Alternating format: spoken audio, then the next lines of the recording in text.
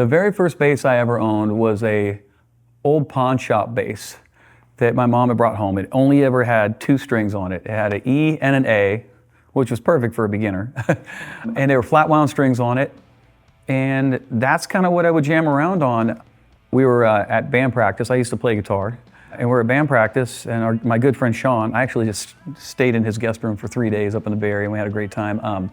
He had a dentist appointment, and Billy looks at the bass, and he goes, why don't you pick that up? I said, sure, I picked it up. And he was a lot more of a beginner than me and Billy were, because I'd been playing guitar for a few years at that point. And we played through some of the songs that we were writing, some of the earliest stuff that we were writing, and it just was immediate. I'm like, shit. I got a decision to make, because we knew right there, we're like, this is happening. And immediately I just fell in love with bass because I could write my counter melodies and do all this stuff.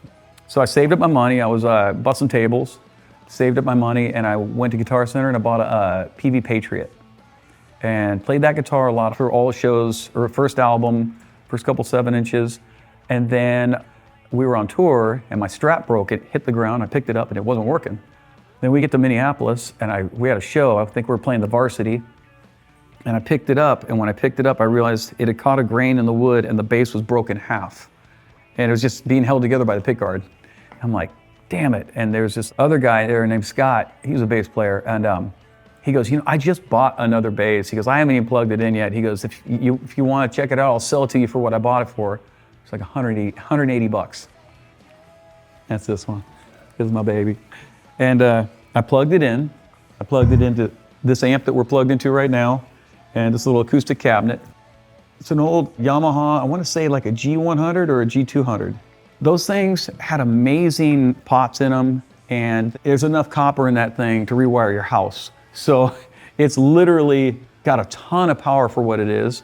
Nice, perfectly clean sound. I love it. And we've used it as a guitar amp on tour. We've used it as a bass amp on tour. It's still running. It's from the 70s. What more can you ask for? So I plugged it in on the stage and I went, I'll take it. And the look at his face went, shit, And this became my sound. It has, it's a puncher. I also think that this bass being all maple, it's a brighter sound. It's a lot of lumber. They're not light, but one, I think it's just, when I was younger, when I was a little kid, this thing looked huge on me and I just thought it was such a cool look, I love seeing like a skinny guy or like a little gal or something like that play these, because it's just, look, part of being on stage is just trying to look cool. And you want to pull out an instrument that like that sounds cool, but also it cuts. It's got that 2K, that 2K pop that punches through in a mix. Every album after that, the guitar sounds have gotten bigger. The drum sounds have gotten bigger and everything. But what I learned early on with this bass is that there's something in that 1 or 2K that it pops through in a really cool way. And regardless of what bass I'm playing, I want it to have that. I want it to have that ability to cut through on the top end. Even if you're just going like, should be a top end click to it since I play with a pick. And this thing is, that's my baby. I've played hundreds and hundreds of shows with this thing, and it still sounds great. Even though the neck's been broken twice, it's got magic in it. And they're not all created equal from back in the day. So when they offered Epiphone, Gibson offered to do it, Gibson said, look, we can't do it. Epiphone can, because we don't have the ability to make a bolt-on neck anymore.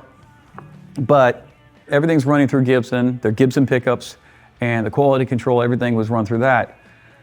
And I said, you gotta do it, but you gotta do it right. I mean, I'll send you this. I'm gonna send you another one. It has the best sounds. We gotta match everything. And they did, and I pull those out of the box, just like my Fenders. I pull them out of the box and play them live. So you buy my bass, you buy my sound, period. It's important when you create something cool that it's not what you make, it's what you leave, right?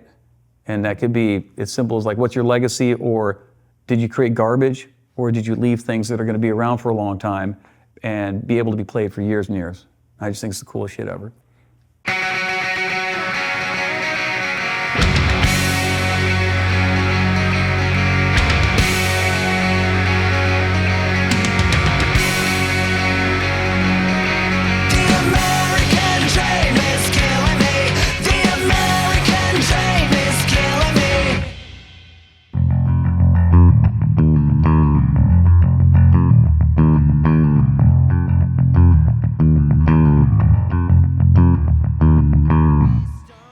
with Dookie, with recording Dookie, we recorded a couple songs that we already knew. One, Welcome to Paradise, we recorded it right when we wrote it, so on Kerplunk.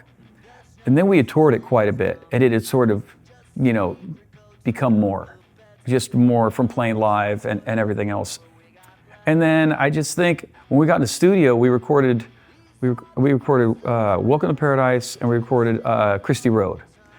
Because we wanted to first record some things we were very familiar with when you're in this new setting where you're spending a lot of money in a big studio. We wanted to go in and be comfortable and be tight. We were tight on everything else, but this we knew we were really tight on. So throw those down, and if those sound great and they're hitting the mark, that's where you want to land. And then second, Jerry Finn, you know, we had a hell of a time mixing Dookie. And Jerry Finn was a young mixer that Rob Caballo found, and he knew how important the bass was to this record, because obviously he had listened to Kerplunk and he knew, hey, wait, there's like 3 people doing their own thing and it's all working as one thing. And so I gotta give him a lot of credit for making it punch the way it needed to. And then there's the part of it that's like how I play things. Sometimes, you know, it's a lot of wrist trying to get those certain notes to pop. A lot of it is Trey's playing. I'm trying to play with him. If he gets louder or quieter on his snare, I'm gonna feel for that. Like there's gonna be polyrhythms, he plays a lot of cymbals, and so those cymbals will make me want to, he gave me a lot more options.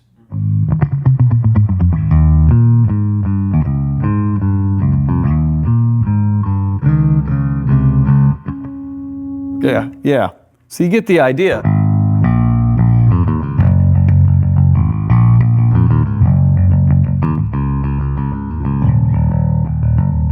This anomaly right here, you see I scraped it into there? It says Longview, bitch. This is what Longview was actually recorded with. A lot of people think they think it was the P-Jazz combo that I used on Dookie. They think it was the G3. The P-Jazz combo couldn't get it done. The G3 was broken at the time. What happened is we actually had to recut Chomp and Longview at a different studio. I don't think we got quite the energy out of it that we were looking for. And this is the bass that I had left over from all the touring. And I plugged it in, and we were like, it had just a hollow enough sound where I'm like, this is unique. This is working. You know what? I'm good with this. I'm okay with this. And sometimes it's nice on a record when you get something that sounds a little different than everything else, because it spotlights that a little bit. Subsequently, played it on tour, and I was playing it on tour, and it went flat after a couple shows. Like, and I couldn't figure out what was going on. And then we were at the Palladium playing with Bad Religion years ago, and my tech, Kevin at the time, he put a black light on the back and realized I had a microfracture in the back of it, basically a hairline fracture. And it was releasing just enough tension not to put it out of tune, but to drop the punch. And all of a sudden, everything sounded like this. Like, what is going on? It took us a while because it was such a hairline crack in the neck that it just released enough tension to get rid of all my high end. And that's when Billy bought me a 69 P bass, and I'm like, okay, this thing is like the Ford F-150 of basses. It's just solid, but it looks like a Chevy.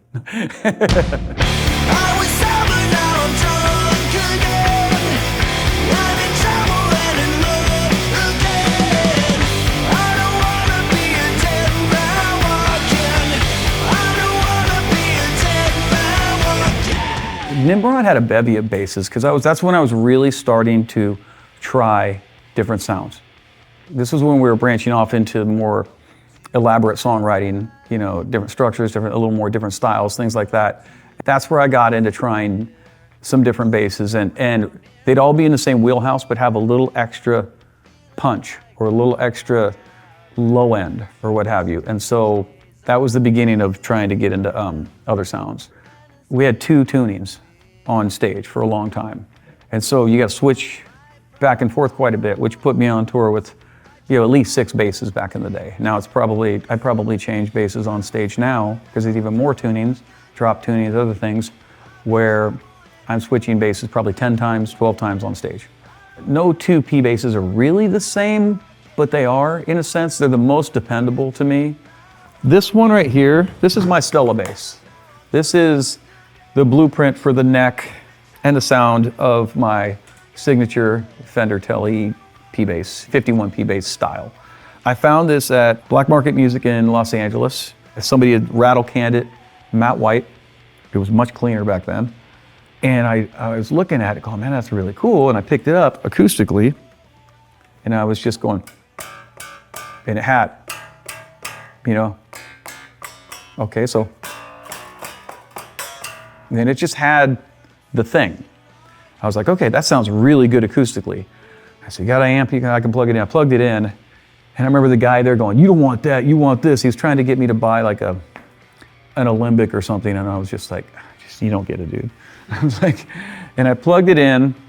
And again, hit one note and was like, this is a rad bass. It's pretty light. And a lot of people think a heavy bass, oh, that's great. And I've learned over time, guitars, basses, that it's kind of like the Stradivarius effect, where it gets these micro caverns in it as it dries out. The lighter the bass, a lot of the times, they're much louder, much more low end, much more everything, because they're just resonating more. A big heavy bass might have been sealed with a really heavy clear coat on it, and it's keeping all that water in there.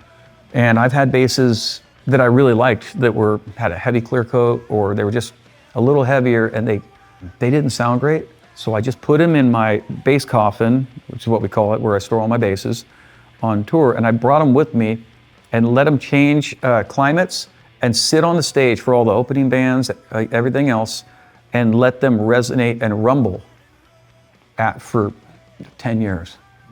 They're completely different basses now. It's like you vibrate all that extra moisture out of there. You let them just do it, you know, kind of age, but in a non-sedentary environment. And I think it's done wonders for certain basses that I've had over the years. So a little bit of age on a bass is incredible, because when they're brand new, they're brand new. Yeah, I mean, you know, if you want to wear in your own bass, that's great. I play many basses. I don't have time to wear in, you know, my A rig, my B rig, and my C rig. One's in Australia, one's in Europe, one's in, you know, in the U.S. I can't wear them all in as quick as I can, but I know that I could set them up to age even better, a little more accelerated, and play better right out of the box. It's a special bass. This one, I broke my nose with it at the bottom, playing at the bottom of the hill. I jumped up and they had this low beam. We were playing She, and I raised my bass and it just kind of flew higher than it normally does. I lowered my head, it would hit myself in the nose with the horn. And so my DNA is actually on the back here. The blood is still there and everything. And I mean, you can just kind of see it's been through it a bit over the years, what have you. I love this bass. It's my baby. Hasn't been broken yet. Knock on wood. But no, and I named it Stella after my eldest daughter, Estelle.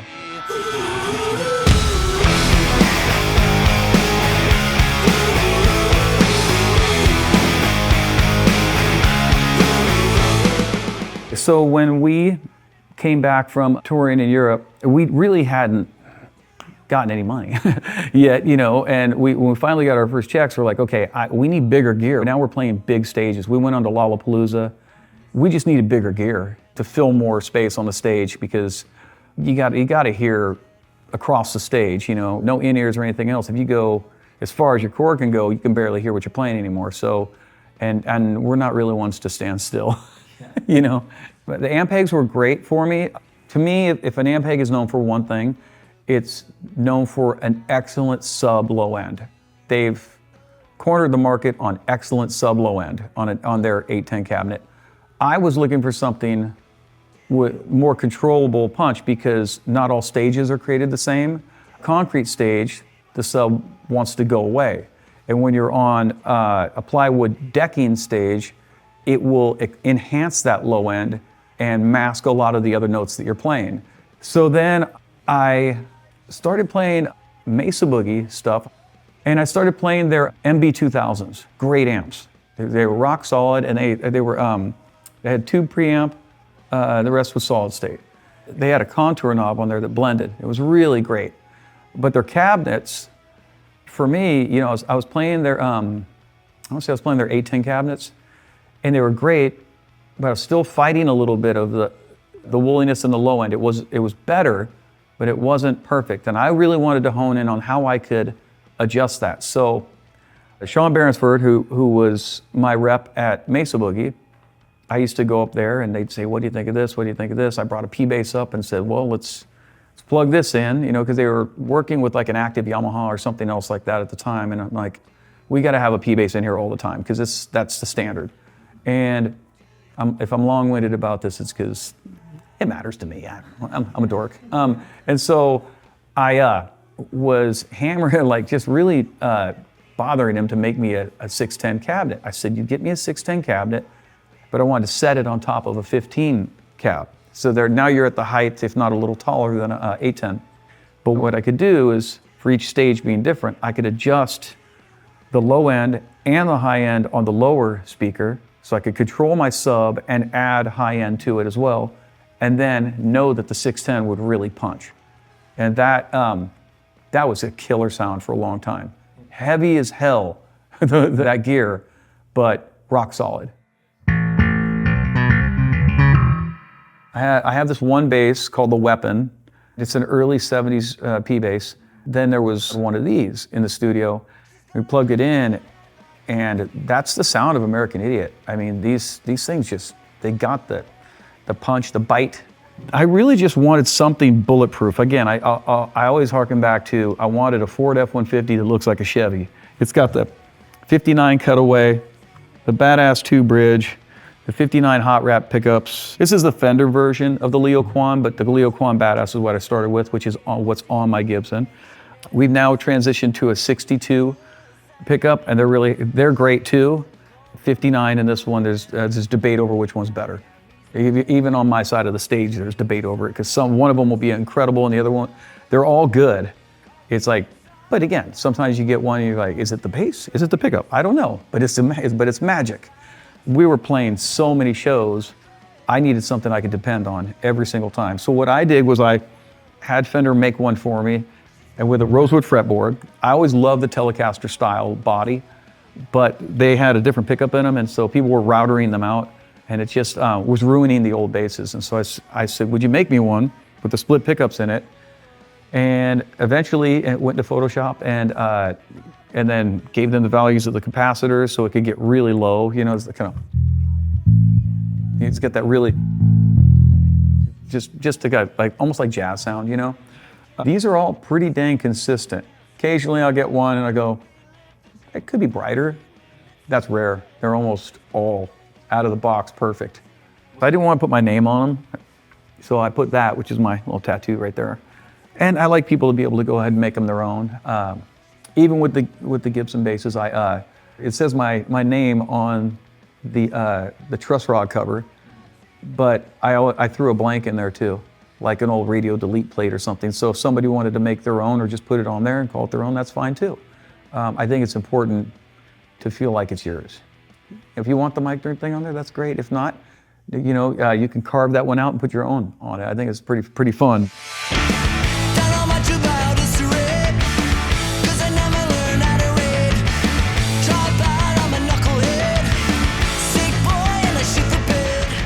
There are amp companies out there that I have mad respect for, and they do certain things. You pair the right guitar with the right amp and the right player, and you're gonna get that perfect tone, that unique tone, whatever it is. And that's the fun of it, man, searching for that thing that's as unique as the sound that you're trying to create with a band. So when it came down to American Idiot, Mesa Boogie had transitioned to this M-Pulse amp that they made. And it was sort of a step down from what I was using, in my opinion, on the professional series. I didn't love the amp at that point. During Warning, I was recording with an old Sun head and Sun cabinet. This combo's always been in my arsenal for stuff to use in the studio, but the Sun, I had like 215 Sun cabinet and a head, and I really liked the preamp and the EQ in that. I went to Fender, we were sort of working on the basses, and they said, oh, they want you to see their amps too. And I said, okay, well, let's go see the amps. And we went in the other room, like, I'll look at them, but what do they got? And well, they had purchased Sun. And so they got their schematics and all of their their tech with that. And I'm pretty sure, I'm not 100% positive, but I think they integrated some of the EQ and everything else into their amps, and they were actually really good. And I was like, oh, these amps are actually really solid, and they had the 810 cabinets. And I said, you know what? I think my tech will be happy because they're a lot lighter, but two, they're doing the thing, and I really liked the sound. I look for a really clean sound, and if I want to make it a little more aggressive, I'll do it with my hand. At the time, I used a little, I had a pedal up front, just a little switch that I could hit that would just goose my sound like 15% for setting special runs and special parts. But the stuff was great, so I started playing the Fender gear, and or the Fender amps, and Fender bass did great by me for a while. And again, you play for a while, and they always gotta, every company always feels like they gotta keep evolving and creating new things. And it got to a point where they had evolved past any amp that I could play. I thought it was de-evolving, not evolving the direction I needed to go. I think at one point I wrote a letter to Billy Siegel at Fender, and then he said, please pass this on to the head of Fender, and said, look, I mean, right now it's a little disheartening that he has to make an amp that I can play live. I said, I believe the next amp you're gonna make, which it was like a 70-pound amp, and I said the EQ's really good in it, but to be blunt, it's ugly and it's really heavy. But your guys, they showed me a mock-up of the Fender Super Bassman head, and I said, if you were willing to chase that down, you could make a few adjustments. You would need more low end at your 810, and I'd love to see a couple of other adjustments, but I think you'd have a real, if you could match the price point of an Ampeg, you'd have a real decision to make. And so they called me and said, hey, they did it. They canceled the other amp and upped the budget, and and so I just worked with those guys. I sent them some stuff. I said, I'd like to see you use these pull knobs. Much like the Contour and the MB2000, I said, I want a blend and a gain. So if you get a gain on there, that'll give me some distortion, and I can blend the two channels. When I click over, I don't lose any low end, because anyone's ever used a pedal knows the longer the chord, you're losing low end. You're compressing and losing that low end. And so for me, those were really key things. And then I sent them a Neve preamp, which is about a $6,500 preamp. And I said, this is what I've been using. I've been using a Neve channel and a Behringer amp or something on stage, or a Crown, to get my sound when I didn't have an amp that was working for me. And so I said, look, if you can emulate this DI, and they did, and they knocked it out of the park, man. That DI is the best thing I've ever used. So, pretty awesome.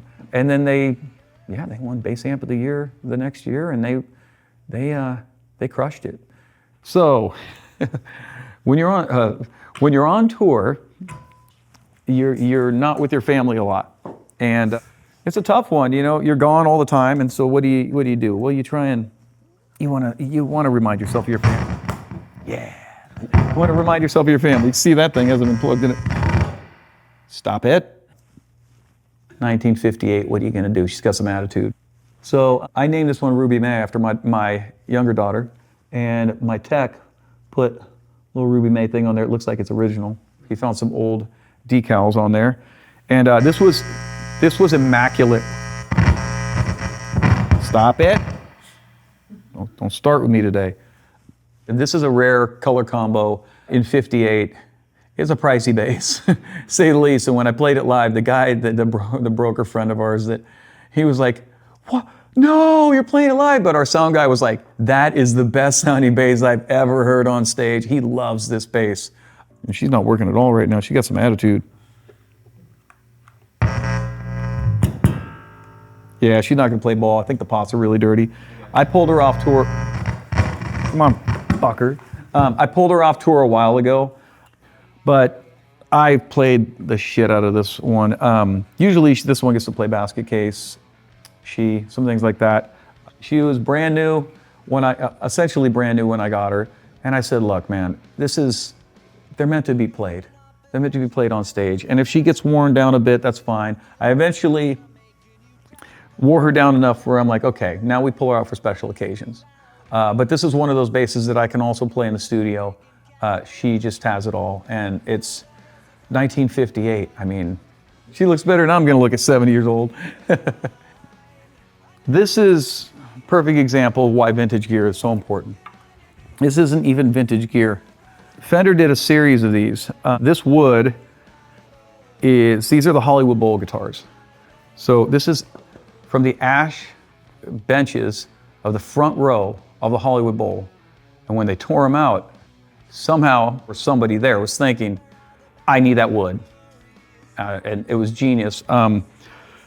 This is seat number 13 and nobody else had asked for a number. I said, you got number 13? And they do, we do. And I'm like, I want it. They made a run of these. I think they made 50 of them.